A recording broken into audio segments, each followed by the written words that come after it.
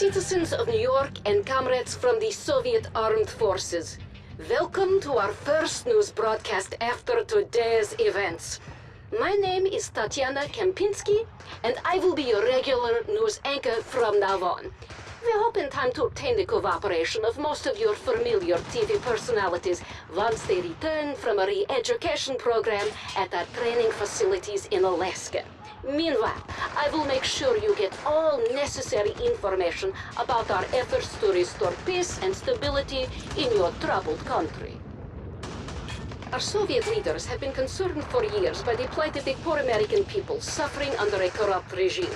Today, we have finally succeeded in liberating the suppressed masses of Americans from further hardship, and we will soon restore law and order in a new rule of government. And we expect and believe that every citizen will swear allegiance to this new order. Cooperate and you will reap all the benefits of the Soviet system. All measure of resistance will be futile and dealt with swiftly.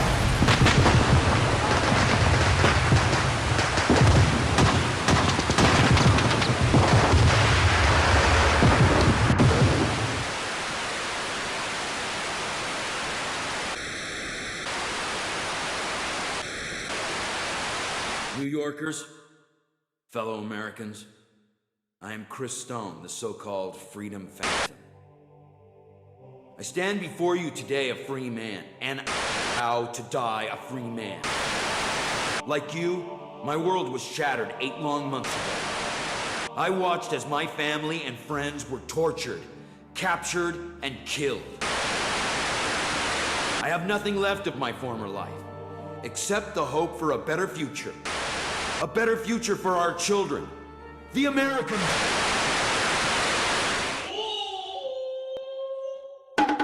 Greetings, fellow liberated people soon to be subjects of the Warlord's will. Don't listen to those two bozos. They'll never give you what you truly want. Support the Warlord Chan, and not only will you get true freedom from fascists, not fascists, and idiots, but the Warlord will also give you cookies, hookers, Sudeki too, maybe, probably, possibly never, but also that overrated thing called freedom. So please, support him, please. If not, well, you can go fuck yourself. Now shut the fuck up and listen to the Warlord's review thing, and have a nice day.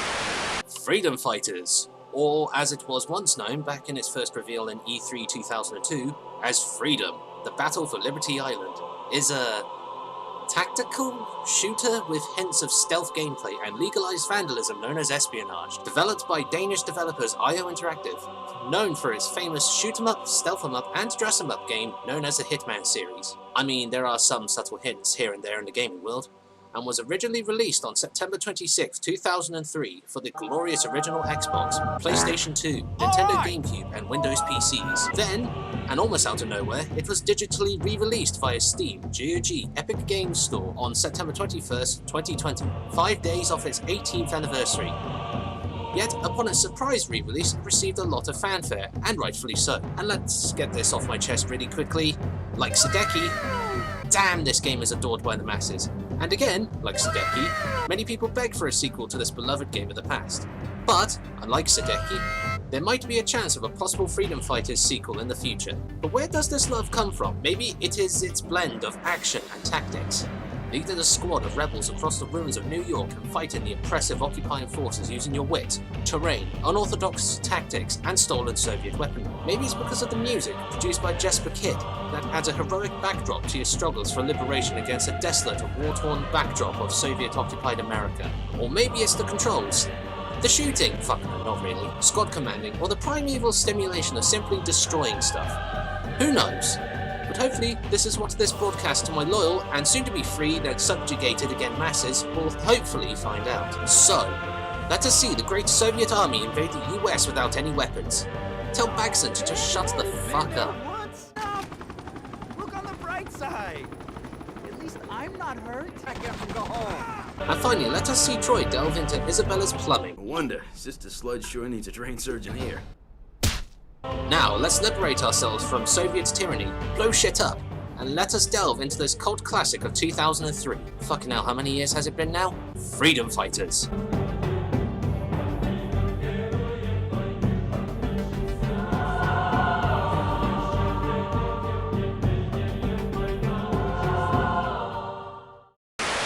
So, even before 1 boots up Freedom Fighters. Psst, by the way, I'm playing the PC version, by the way. You'll notice how badass the game is going to be when you see the front cover of the game, or the front screenshot, depending which version you're playing.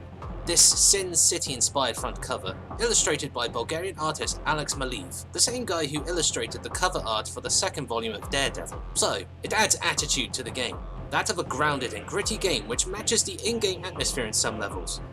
That'll be explained later, but as soon as you start playing the game, the visuals are, well, meh. Although this Warlord will admit is kind of unfair considering that this game was originally released in 2003, fucking hell, that makes me feel old. But it is not hard to notice that many of the textures of the environment and the many characters you'll see haven't transitioned very well with more modern hardware. So what will my fellow subjects and people see? Well, the occasional glitches here and there. You will see a lot of recycled NPC models and environmental features. As you look across the great battlegrounds of New York, you will encounter the same NPC model wandering around the same area. Sometimes you'll see either 2 or 3 of them, and on some occasions, a horde of them. And when you command your rebel comrades in the field of battle, you maybe, probably, unintentionally be leading an army of clones. A grand army of the Republic, you could say. The environmental detail is, for the most part, exquisite. More on that in a while. But because of this, when something looks out of place or bizarre, it's going to stick out. Especially posters in the first 2 levels of the game, and some street art. Whoever was given the job of placing the posters across the occupied zones did a pathetic job, for you will see the same posters on opposite sides of the wall. Yeah, I think Isabella is meant to be found with a possibility of $10,000 reward, comrades. There are some very janky animations to be observed throughout the game. Some can be a thundering nuisance during your adventures of liberating the land of liberty. Cameras can get stuck on the scenery, making shooting over cover sometimes problematic. Fighting the enemy can be an absolute chore as they have an annoying glitch where they can shoot at you without even aiming at you first. Yeah, class, thanks. And sometimes your environment can create unintentional glitches on your character. For example, causing the gun to bounce off surfaces or not aim at your intended target. Reloading with the pistol is very stiff and robotic looking, as you can see whilst aiming. And probably my favourite glitch of the entire game, excluding this scary as fuck one, is the crouch walk. And depending on where the camera is, you're going to get yourself quite a view. I mean, if you are into that kind of thing. Nice ass. Do not lust in your heart. Jesus, you're right. And it only gets better when you are equipped with an RPG. And crouch walking. Don't you believe me? Here, now that I have dissected some of the odd animations, let's poke more holes into the visuals. Speaking about that, some of these background objects are just an eyesore. These aren't clothes, they're just polygonal blobs. And look at this helicopter wreck. Just good fucking gods. The weakest of the visuals. And yet, despite the flack I have given some of the visuals, the overall design of the levels you will traverse and shoot across are great, despite the fact they are semi-linear. As you can see on screen, and see on the box or screenshots, you will be fighting, sneaking, commanding and destroying the enemy within the winding streets, tightly packed alleyways, and some famous landmarks of New York City. And despite NYC being a tourist trap, this isn't the clean NYC the tourists will see. These levels you will traverse are grimy, worn down, possibly smelling of piss, shit, spit, alcohol, or used spliffs. Some levels look like places you probably won't want to break down at during the middle of the night. But once the invasion starts and your freedom fighting also begins, the atmosphere and level design changes to a war-torn setting. Bombed out buildings, Soviet outposts and defenses, and the remnants of burnt out cars and military vehicles destroyed sets the war-torn scene to an amazing level. And that is made even better with the desolate weather and amazing soundtrack. It adds to the struggle of the overall game, the cost of trying to crush an insurgency that has infested and undermined the occupation, and the loss of pre-war life and memories. Yet the destruction is both necessary and helpful to a wily commander and soldier. Many of the levels you will traverse and liberate are of a non-linear design and allows a variety of pathways and options to approach objectives without the usual, ongoing, costly frontal assaults. No, it's not only ideal and stress-free, it's actually necessary due to Chris's poor damage resistance, as you can see. Through windows, ruins, rooftops, cranes, shipping containers, and in and out of sewers. The level design adds verticality to attacking the occupiers, but it is another when the height can be used to help in commanding your freedom fighters more tactically. And yet it is also another boon when there is also a sniper rifle or an MG nest nearby to make liberating the level much easier. And to just add before moving on, one of the coolest visual moments in the game is seeing Chris evolve throughout the game. In the beginning, he's your average Joe in his working clothes when the Soviets attack. Yet, as the game moves on, you will see Chris become more ragged, unshaven, although I say that, yet he never grows a full-grown beard. Only a 5 o'clock shadow, you fucking creep. Yet more badass, with his old clothes slowly becoming replaced with military gear like bandoliers, ammo packs, and backpacks, whilst very little of his old plumber job remains in the very end. And yet, despite my criticisms of the visuals, the overall visuals remain sharp. So you won't mistake a charging Soviet soldier from a burning tank, a yellow taxi, or a hind bearing down on your ass. So that's good. Oh, and the frame rate runs consistently at 60 frames per second, with barely any frame rate dip compared to the console ports. So yeah, the visuals are fine. Again, meh. Individually, they have their own problems and shortcomings, but overall, there is a charm to the visuals. Not just seeing the visuals of an early 2000s game at play on a modern PC, but also how it adds such character and atmosphere that makes the game a treat to play. Now that's out of the way, let's discuss sound. So, the soundscape of Freedom Fighters. Well, for the most part, it depends on what you are talking about with the soundscape. There's the good, and then there is the bad. The sound effects of the game is categorized within the meh section. The ambience is well done and adds to the gritty and dirty unorthodox way of guerrilla warfare. Added to this is the din of distant battle between the Soviets and the rebels. But when that is married with the war-torn terrain, the heavy drone of military vehicles, the whir of hind gunships, and the miserable weather like blizzards and thunderstorms rolling in, it adds to the sheer grittiness of the game's atmosphere.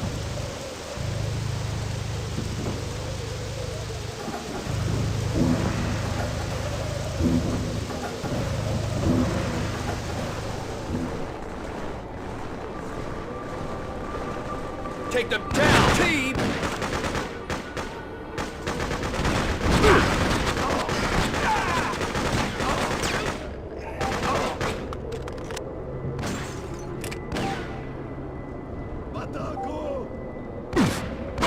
And during battle within the nightmarish confines of an urban environment, the destruction of buildings and objectives sounds so real and adds to the chaos of war. Especially when the fires and the polluting dark smoke begins to snake across the sky. The explosions sound heavy and thunderous, as well as destructive, and adds to the cacophony of destruction as the buildings collapse in an avalanche of dust, twisted metal and casualties wailing out in agony. But it is a shame when it is snooted a little when cars explode. They sound like peacocks, case in point. Yeah, very odd sound effect. And the guns sound crap. Well, not crap, that's too harsh of a judgment for me. More PG-13 compared to the full uncensored 18+ version. The guns sound way too watered down. I mean, all you have to do is type up gun sound effects on the YouTubes and you can hear what I mean. I mean, for one, that most of these guns don't sound like this.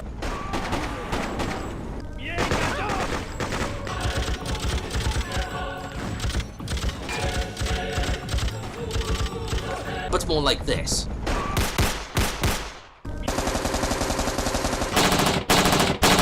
Yeah, it's too muted and lacks the pure deafening power these weapons are known for.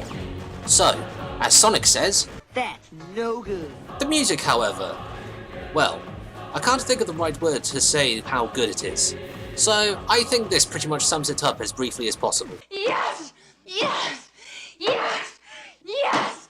Yes! Yes! Yeah. It's orgasmically good. The official soundtrack of Freedom Fighters, composed by the legendary composer Jesper Kid. Oh hey, nice to see you again, Kid. And in collaboration with the Hungarian radio choir, and Gail Obigli, uses an unusual yet overall incredible mixture of electronic synth, a resemblance of what sounds like something produced by the Red Army Choir, again done by the Hungarian radio choir, and operatic themes. Oh, it is so amazing!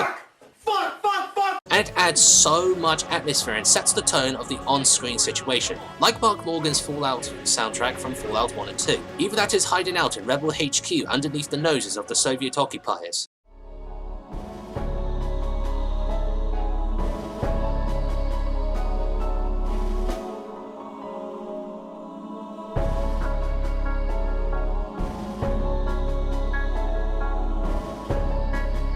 Suffering a devastating loss.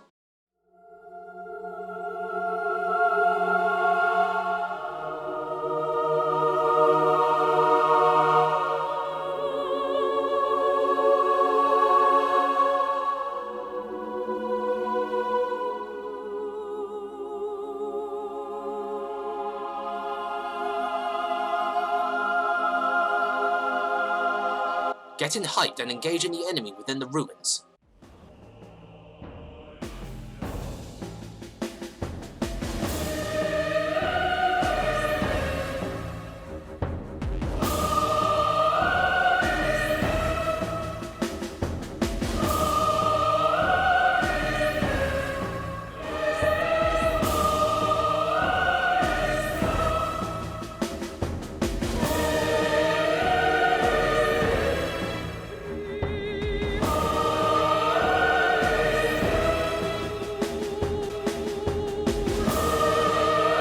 going against all the odds.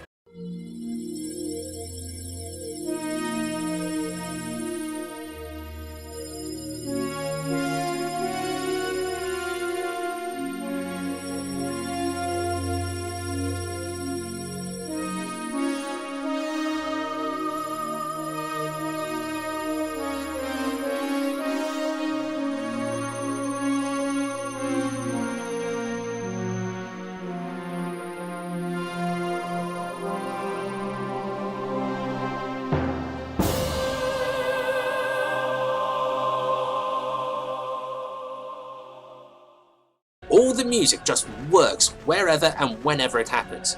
Personally, this is some of Kid's best work in any video game. And this is the Warlord's opinion, which is, well, straight up fact as a matter of a fact.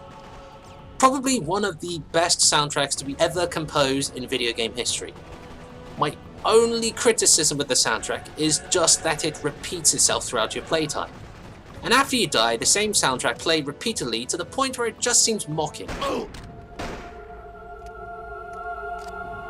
Oh, fuck! And finally, voice acting, which I will be honest is not that bad.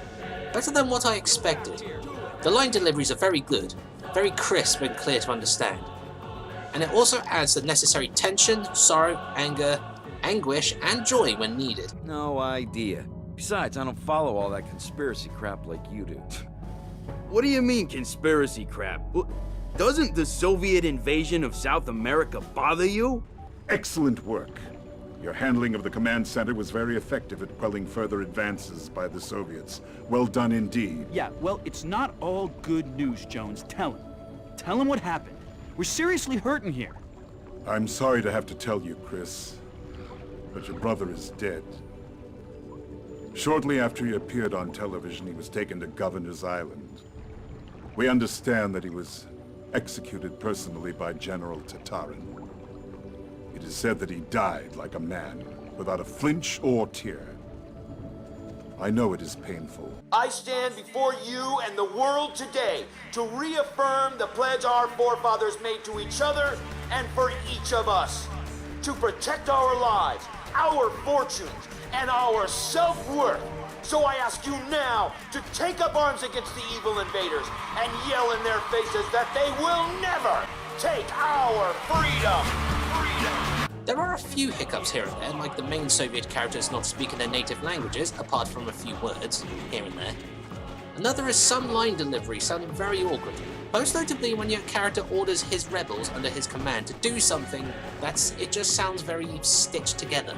Defend here! Let's go! Let's go! Defend here! Squad! Wait, everybody! Destroy that obstacle! Move! Regroup! Come on! Fall back, everybody! But despite that, it really doesn't detract from the overall quality of gameplay. In fact, it adds charm to the overall game. And with that is the dissection of the sound. And as I said before, it depends on what you discuss about the sound. And overall, it's fine. Now, let's talk about gameplay. So, when it comes to the gameplay aspect of this game, considering the studio's particularity with stealth games like Hitman and Kane and Lynch, and the mental image of resistance fighters using stealth and hit-and-run tactics to destroy enemy assets and then leave as quickly as they arrive whilst remaining undetected like the fable of ninja shinobi people. No, you won't be doing that. Stealth doesn't really work in this game. Not properly anyway. Stealth is more used to get into position and getting about easier without alerting nearby hostiles. Yet, that is better said than done, as the AI will often detect you if as so much as your little toe is poking out. And there is no sound more infuriating than hearing Soviet troops yell Americanum for the umpteenth time as you try to stealth your approach. And trust me, stealth-based levels are a fucking nightmare to do. And when you're by your lonesome self, oh, so much fun. So much fun. The gameplay consists of two main areas. Firstly, and once you finish the intro level, is the sewers, the rebels' natural environment and your base of operations. From here you can gather your weapons you have collected on the surface, get your missions to complete, hear your Scooby gang of rebels lament about recent events reminiscent about the past. Beats me. He sure is connected, though. We'd be nowhere without it. What did he do before the war? I don't know, probably worked on Wall Street or something. I think Chris and him go way back. Oh, there you are. Hello there. Good work handling that Soviet stronghold. Very inspired. And witness your rebel hideout become a refuge for those seeking to escape, aid, or fight the occupiers, as more tents and campfires become more commonplace, showing the rebellion growing in size. Then, once you begin the actions on the surface, you'll traverse up to 5 semi-linear maps within the ruins of New York City, and complete a variety of objectives to break the back of the Soviet occupation.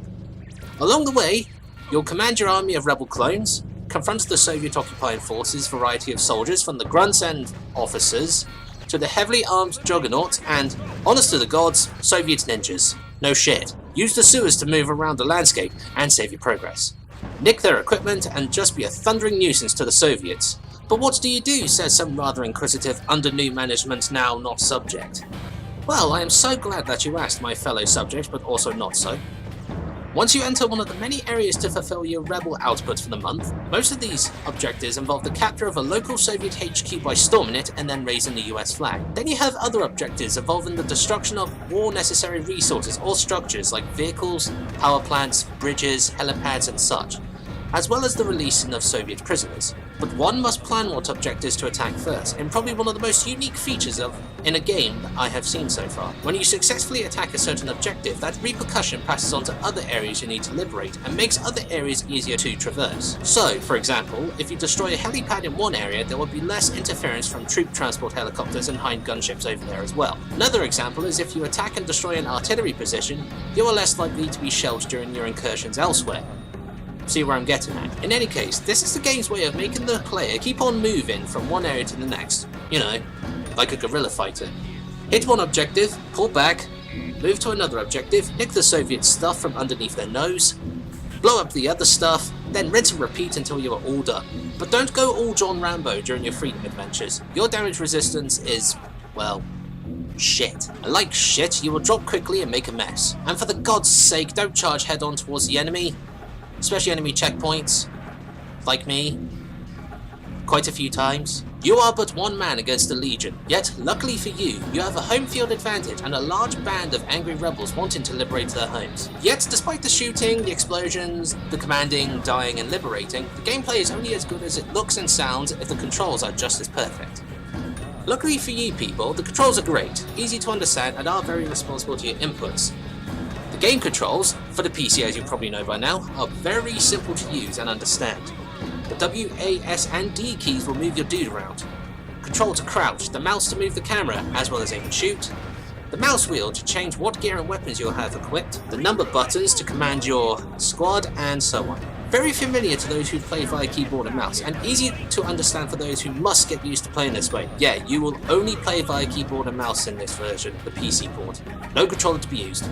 Sorry. And whilst I don't want to sound like a PC Master Race advocate, playing via keyboard does provide many life comforts when playing the game.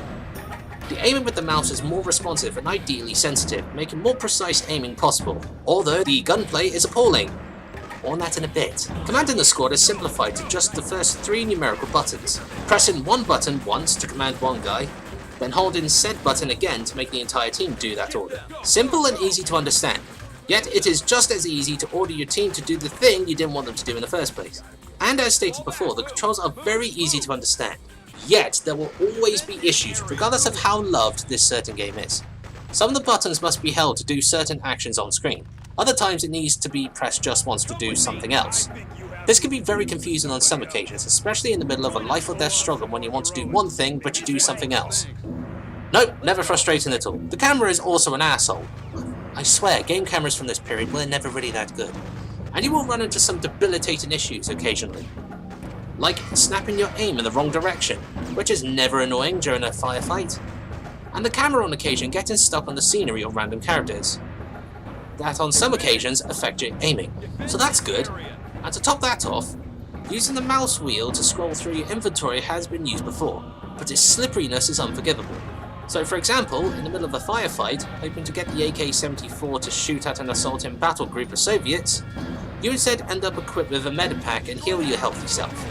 An over-exaggeration I guess, but hopefully this has highlighted the issue of the oversensitivity of the inventory management. And finally, let's talk about guns. And the gunplay of the game is appalling. Now don't get me wrong, I guess it can be used as a mechanic where you are just an average Joe in an extraordinary situation with no prior military training, But good fucking gods, just look at this. As you can see on screen, the weapon spread is never consistent and each shot lands, well, all over the place. Thus, it nearly makes aiming nearly pointless. Sometimes. In CQB situations, or close quarter battle, just fire from the hip and you will probably be fine. But at range, just fire in bursts. And over the course of the game, you'll probably find yourself drifting to using certain weapons. For me personally, I always find myself using the Dragunov sniper rifle, the RPG, the AK-74, and the PKM Pensionek, due to either their damage output, accuracy, or the mixture of both. The other guns, like, strangely, the Spaz 12 shotgun and the Bison PP-19 SMG, I never use much at all. And this is down to two reasons. Firstly, just down to overall availability in a level, with the AK-74 being the most found on the battlefield. Then, the second reason is the damage output. Some weapons just have a near non-existent amount of damage output. But add that with the enemies that are literal bullet sponges, some weapons provide as much damage output as spitting on the enemy. So be careful with what weapons you use out there. It's story time now, my fellow liberated peoples. From this point on, there will be spoilers to this 19-year-old game. Jeez, has it really been that long? So if you don't want any plot spoilers, go to here. Everybody got that? Skipped where they needed to be? Smashing, let's move this on. So, as you know, you are fighting the Soviet Union in an occupied New York City. This is set in an alternative reality. One where the Soviet Union seems to be rolling D20s in nearly everything. From nuking Berlin, making the entirety of Europe members of the Warsaw Pact, and so on. But where was it where our timeline and this one diverges on its own separate path? Besides 1945. That would be 1991 with the August coup. Whereas in our timeline, the coup was conspired by people who had no real long-term objectives than keeping the Union together, and the Soviet armed forces were divided on the matter. In this timeline, the coup was more successful and had the full support of the Soviet armed forces, thusly leading to an established military junta, and a more aggressive foreign policy of surrounding the United States with Soviet allies. This would be achieved by 2000, and by 2003, the Soviets would lay their plans to liberate the USA. Liberation Day would begin in autumn 2003. And it is here that the story would begin. The game begins with you, as in Chris Stone, and his brother Troy Stone doing some work with checking out Isabella's plumbing in her apartment. Just as Troy's day couldn't get any worse, the Soviets appear out of nowhere, and with no guns, and arrests Troy and the Soviet liberation of New York, complete with shelling, tanks rampaging, and hind gunships shooting at buildings filled with potential rebels. As he tries to escape the clutches of the Soviet persons, he saves and gains the assistance of Mr. Jones, who makes it audibly clear he needed saving.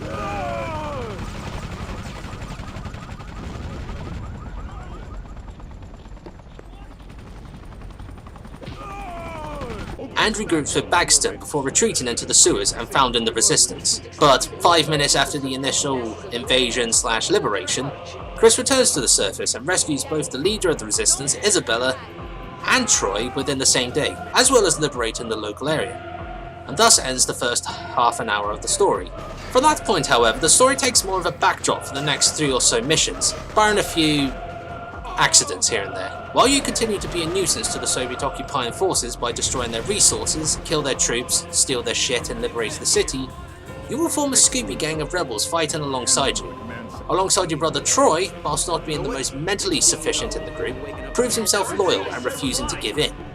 And Isabella Angelina, an anti-Soviet activist, second in command, intelligent, and more importantly, a redhead. You have other characters that will help you in liberating the land of liberty. Phil Baxter, another fellow freedom fighter who is very optimistic, playful, extremely helpful, and that's all the positivity I'm going to give this guy.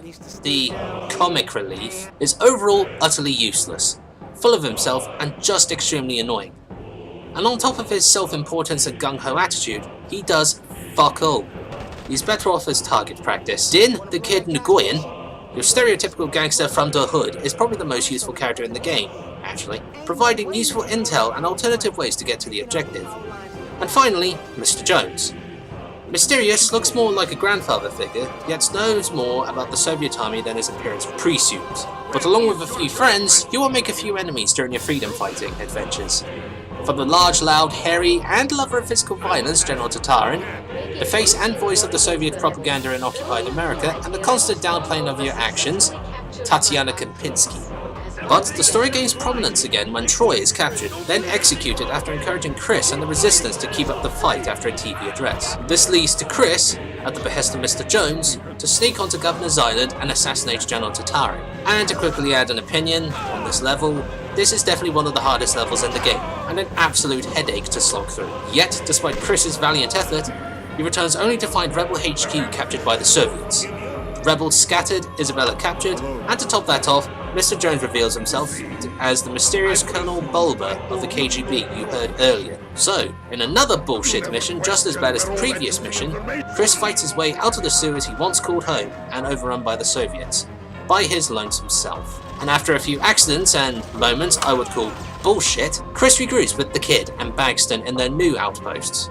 In retaliation, Chris would regroup the scattered rebels with the inspirational tit-for-tat attacks on Manhattan, against the Soviet Spec Ops base set in a captured high school, and more importantly, to such an extent that the Soviets deploy a tank for the defense, attack and capture the SAFN news station and silence the bullshit Soviet propaganda, and spread the message of resistance to the entire New York area and the rest of occupied America. With the liberation of Manhattan and the rebellion being kicked up a notch, Chris and his Scooby gang prepare for a major and massive assault on the final Soviet outpost of Fort J on Governor's Island. With both sides realizing this is the final mission, everything they have is thrown into the battle.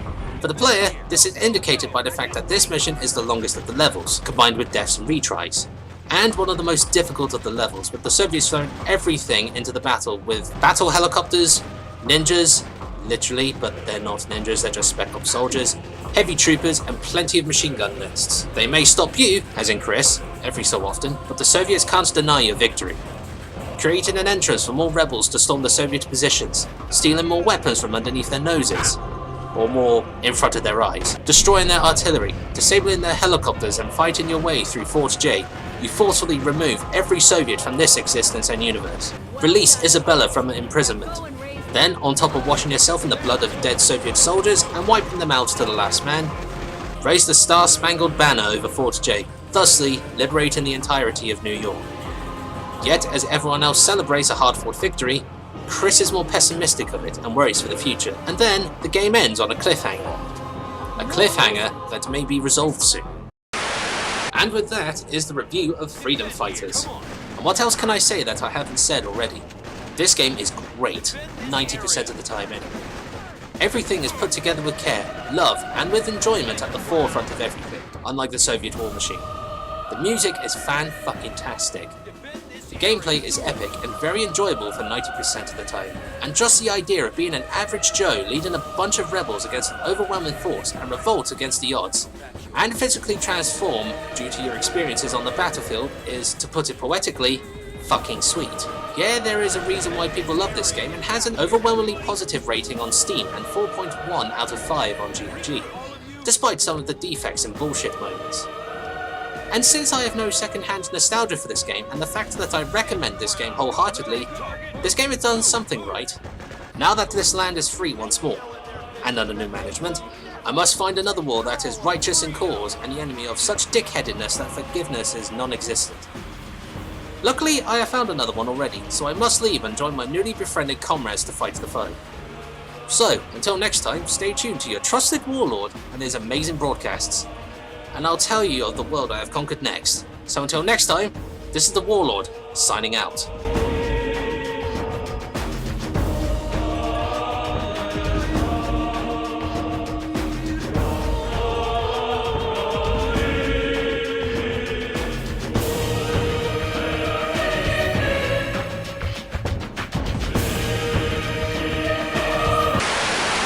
Wait, what the fuck? Where the hell am I? Oh, shit.